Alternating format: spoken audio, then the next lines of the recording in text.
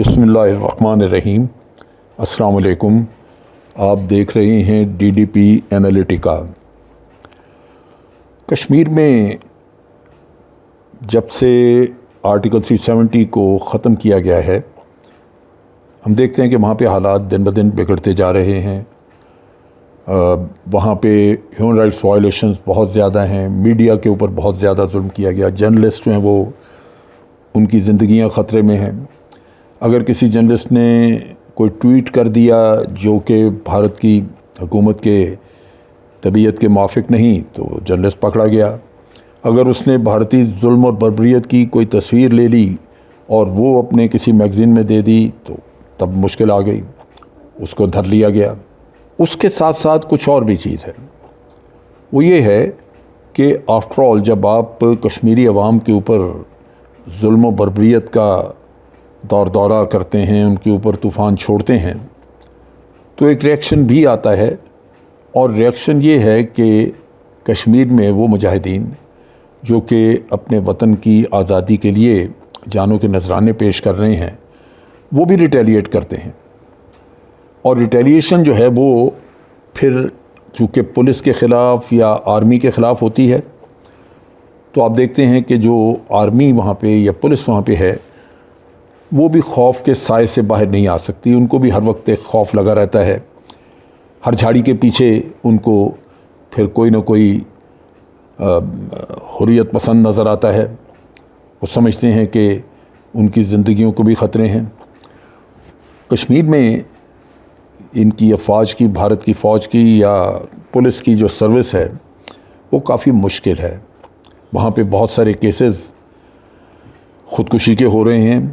ابھی پرسوں ہی کی بات ہے کہ ایک جوان نے اپنے ہی 2 یا 3 آفیسرز کو گولیاں مار دیا وہاں پہ۔ یہ جو صورتحال پیدا ہوتی ہے یہ اسی وجہ سے کہ آپ ایک بے انصافی پہ مبنی نظام کو چلانے کی کوشش کر رہے ہیں، اور اس نظام میں لازماً کوتاہیاں ہوتی ہیں، غلطیاں ہوتی ہیں، اور پھر ان کا خمیازہ آپ کو بھگتنا پڑتا ہے۔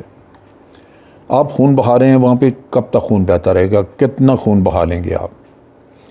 اگر 72-74 سالوں میں یہ آزادی کی تاریخ ختم نہیں ہو سکی، بلکہ آج تو وہ لوگ جو ان کے کہنے پہ وہاں پہ شیخ عبداللہ فیملی یا کوئی اور وہ جو حکومتیں بنا کے بھارت کی خوشنودی حاصل کیا کرتے تھے، آج وہ بھی بیزار ہیں ان سے۔ ان میں سے اکثر کہتے ہیں کہ ہم شرمندہ ہیں کہ ہمارے بزرگوں نے اس زمانے میں غلط فیصلہ کیا، بھارت کے ساتھ رہنے کا کوئی تک نہیں بنتا تھا۔ اب جہاں تک میڈیا کے لوگوں کا تعلق ہے، جرنلسٹ کا، وہ لوگ تھے جو کہ وہاں سے حقائق باہر کی دنیا کو پہنچاتے تھے۔ بھارت کے لیے یہ مشکل پیدا ہوئی کہ وہ حقائق جو باہر جا رہے تھے وہ انٹرنیشنل کمیونٹی نے بھی نوٹ کیے، اور اس کے ساتھ ساتھ ہیومن رائٹس آرگنائزیشن جو ہیومن رائٹ واچ ہے، مثال کے طور پہ یونائٹڈ نیشن آرگنائزیشن کی ایک آرگنائزیشن ہے، ان کا ایک گروپ ہے جو کہ یہ ہیومن رائٹس واچ کے طور پہ کام کرتا ہے، انہوں نے رپورٹ ایک مرتب کی جس میں کہ انہوں نے واضح کیا کہ کس طرح خواتین کی، وہاں پہ بچوں کی عزتیں غیر محفوظ ہیں، ان کی جانیں غیر محفوظ ہیں۔ لہٰذا اس کی بنیاد پہ اس رپورٹ میں خاص طور پہ یہ کہا گیا کہ ایک fact finding mission United nation کا جانا چاہیے، ہیومن رائٹس واچ کا، اور وہ جا کے وہاں پہ حقائق معلوم کرے اور پھر آ کے رپورٹ دے۔ یہی چیز OIC نے بھی کہی۔ نتیجہ یہ کہ جب بھارت کو یہ احساس ہوا کہ کشمیر سے جو کچھ بھی کشمیر میں وہ جو کچھ کر رہے ہیں، بربریت کر رہے ہیں، در حقیقت سب سے نقصان دہ ان کے موقف کے لیے وہ وہاں کا میڈیا ہے جو یہاں سے خبریں باہر پہنچا رہا ہے۔ لہٰذا میڈیا جو ہے وہ وہاں پہ زیر عتاب ہے، اور میڈیا خاص طور پہ جرنلسٹ جو کہ آزادانہ جرنلزم کر رہے تھے وہ زیر عتاب ہیں۔ سردار عبدالقیوم نیازی جو کہ ہمارے آزاد کشمیر کے وزیر اعظم ہیں، انہوں نے بھی مقبوضہ کشمیر میں جو حالات ہیں ان پہ بڑا تشویش کا اظہار کیا۔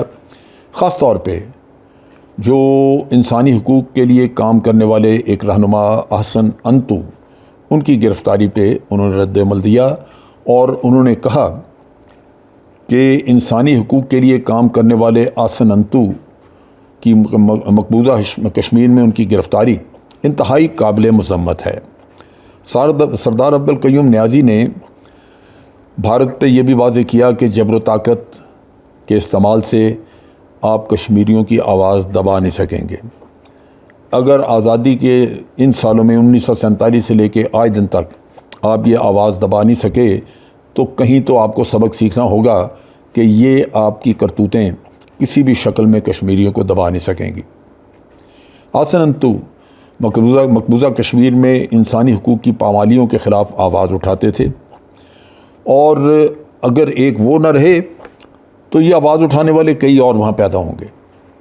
پاکستان ان کی حمایت کرتا ہے، کرتا رہے گا۔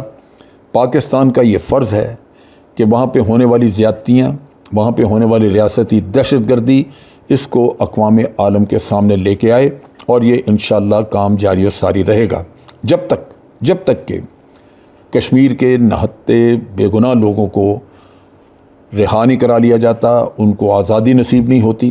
یہ کام لمبا ہو سکتا ہے، لیکن مسلمان کو کسی بھی صورت میں نا امید نہیں ہونا چاہیے، کیونکہ اللہ کی تائید اس کے ساتھ ہوتی ہے، اور انشاءاللہ یہ وقت آئے گا جب کہ آپ دیکھیں گے کہ کشمیر بھارت کے تسلط سے نجات پائے گا۔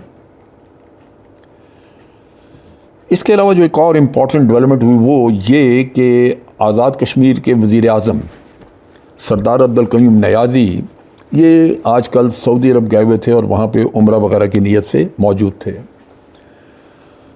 آپ کو یہ علم ہوگا کہ پچھلے کچھ سالوں سے سعودی ولی عہد جو آج کل ہیں وہاں پہ حکمران، انہوں نے بھارت کے ساتھ بہت تعلقات بڑھائے تھے، اور اس کی غالباً وجہ یہ تھی کہ وہ اپنی اکانومی کو ڈائیورسیفائی کر رہے تھے اور انہوں نے بھارت میں انویسٹمنٹس وغیرہ کی تھیں۔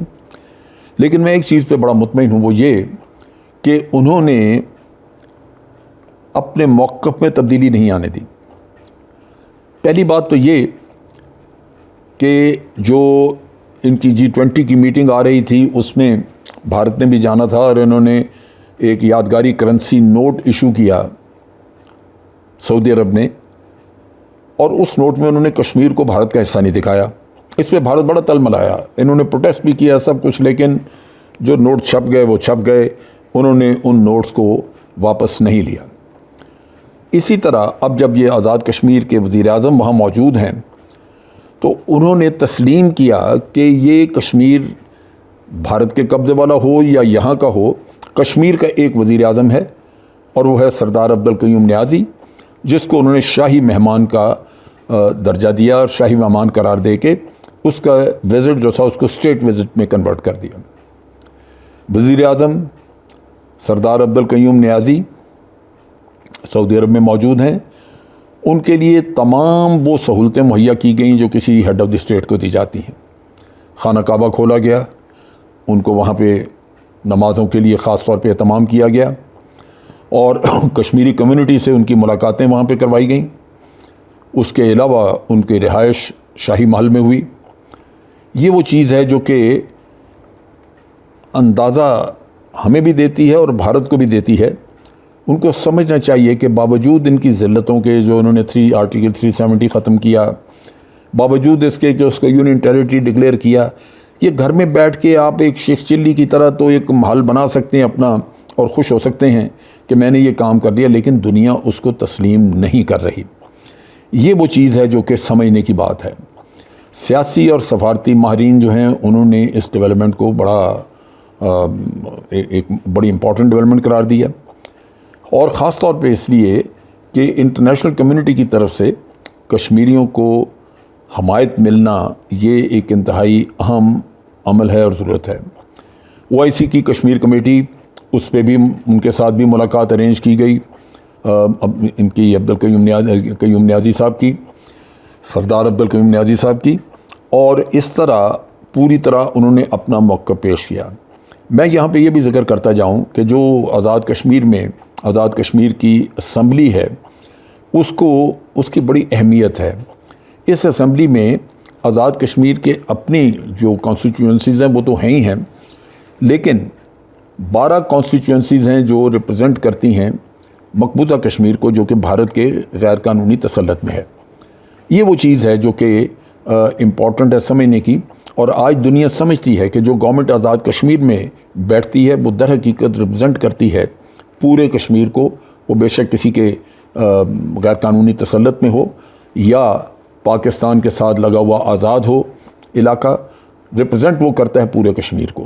اور اس کو ایک اسٹیٹ وزٹ کے طور پہ لینا، ایک ریاستی سربراہ کا درجہ دینا ان کے وزیر اعظم کو، میں سمجھتا ہوں یہ ایک بہت ہی اچھا اور خوشائند عمل ہے. اس کو سراہنا چاہیے اور حکومت پاکستان کو شکریہ ادا کرنا چاہیے سعودی حکومت کا بھی، اور دوسرے ملکوں پہ بھی زور دینا چاہیے. سردار عبدالقیوم نیازی کے وزٹس ارینج کرائیں اور وہ اسٹیٹ وزٹس ہونے چاہیے. آج کے لیے اتنا ہی. افواج پاکستان زندہ باد، پاکستان پائندہ باد.